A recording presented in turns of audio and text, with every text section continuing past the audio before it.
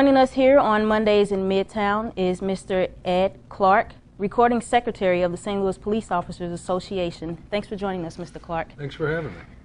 How many times in the past has this bill been proposed?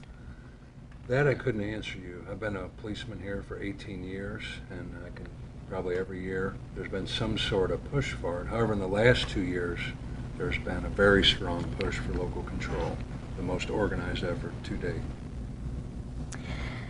If the city does gain control, basically, what could this mean for the department? Well, if the city gains control, there's no clear plan in place of what they're going to do once they get local control. A lot of questions we asked is, what are you going to do different? What are you going to do better than us? And we have yet to receive an answer.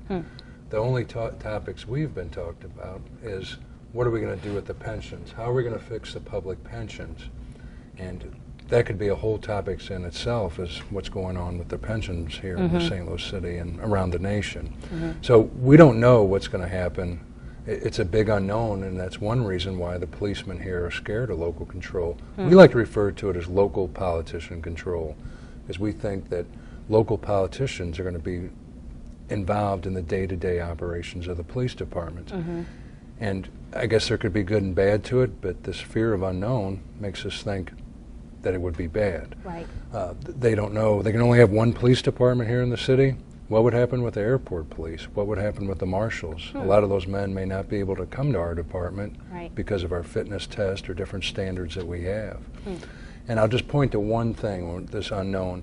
Presently, there's 28 aldermen in this city. The only two cities in the nation that have more aldermen than us is Chicago and New York, where their population far exceeds ours. There's 9 police districts here. You're in the 9th police district. So your captain will answer to not only his chain of command, the chief of police, the different colonels, he's going to answer more or less to 4 aldermen. Those 4 aldermen may direct him in a way that differs from the chief of police, or they may have different agendas amongst themselves.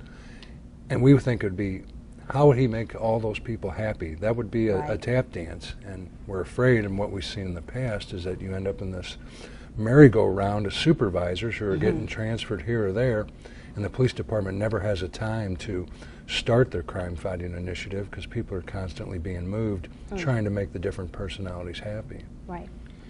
Regarding the city's crime rate, how could local control improve crime? I know that they've been having some issues with some of the alder women and alder men saying that, you know, if the police worked as hard fighting crime as they're fighting this bill, then the city wouldn't be in the condition that it's in. So how could the city possibly help improve that crime rate? Well, I think that was terrible of Representative Nasheed to say that, that insinuating that we're lazy or we don't do our job effectively. And I'll explain a few things that you're probably all getting ready to enter the workforce here, and you're trying to think, what kind of money am I going to be making? And I'll let you know what the policeman made. I'll make a few notes here. A beginning policeman makes under $40,000 a year. If he has a family and he has to pay for his own medical, which he would have to pay for his own medical insurance, life insurance, dental, he's getting close to $10,000 off. So now he's down to $30,000. Our own pension, we pay 7% of our paycheck into that pension system. We don't have Social Security. We don't have those other added benefits. That's another $3,500 off. And then you take out whatever taxes, city, state, and federal taxes. He's looking at probably making about $20,000 to $24,000 a year take-home pay. And if you were the head of a household, you would have a hard time making ends meet. So I think that goes to show you the level of commitment that our officers have, the true professionals that they are. They could go work at other departments and make vastly more. You see a lot of our younger members, even my age and younger, are college educated. They could go to federal authorities. They could work anywhere really they wanted, but they choose to stay here because they have that commitment to the city.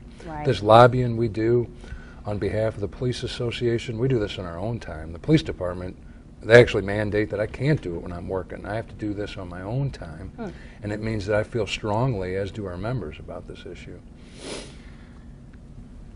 What indications has the city been given that they would like to possibly get their hands on those pensions? Well, I think if you look at YouTube and you search some of the Board of Aldermen meetings, specifically Quincy Troop, if you look on our website, slopa.org, you'll see some clips. They're saying that, you know, we retire with these outrageous amounts, and we got all the money, and we could fix the city's problems with this pension money. They've also spoke of how they wanted to use our asset forfeiture monies to disperse in their wards, which isn't right. Those monies are for emergencies, for equipment that we normally couldn't afford or not in the police budget. As it stands now, if we have a fleet of 300 police cars and those police cars are wrecked by a criminal, you know, a criminal runs into them, well, he doesn't have insurance. We have to hit those monies for those new cars somewhere. And it's asset forfeiture that helps buy us new equipment when stuff gets broke or it's outdated and the city can't afford it. So, but if you do that search, you'll see specifically several aldermen saying, if you research the latest Senate and House testimony regarding the local control bills, city politicians repeatedly say they need to fix the pension process. So is that also regarding the city's deficit as well? Does that come into play, the $45 million deficit that the city is supposed to be in? Well, they asked each group to reduce their budgets, which we have each year. Okay. And I think last year they gave a small money back to the city. And so I think we've been doing our part. We've taken over some services for the city, fixing their cars. They said they could save another $4.4 million if they merge some services like human resources. They can currently do that. They're just choosing not to, and they're using it as an argument. Just like we merged, just like we fixed their cars, we help with their IT, we help with their payroll. I've been hearing that there could possibly be a mass exit of those veteran officers if the city does gain control. How is this bill possibly affecting those veteran officers? Again, it's the unknown. People worry that if I wait to retire, will the city somehow gain control of this pension system and start making changes to it to reduce my benefits, where if I retire now, I'll at least have those same benefits locked in place. Right now we have a very young department. I believe 60% of our department has less than 10 years. And then there's the group that I would be in, that 40% of policemen that have more than 10 years on.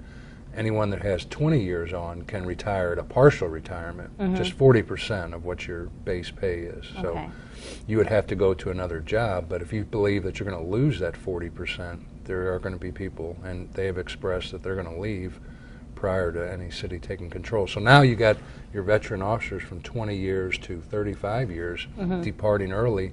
They're not going to share their wisdom, their experience with the younger officers, and I think it's going to greatly affect how we do our job. Just like we found out last time, there was an exodus of senior officers when the stock market crashed. Well, Mr. Clark, good luck to you and the department. Thank you for joining us on Mondays in Midtown. Okay, thanks.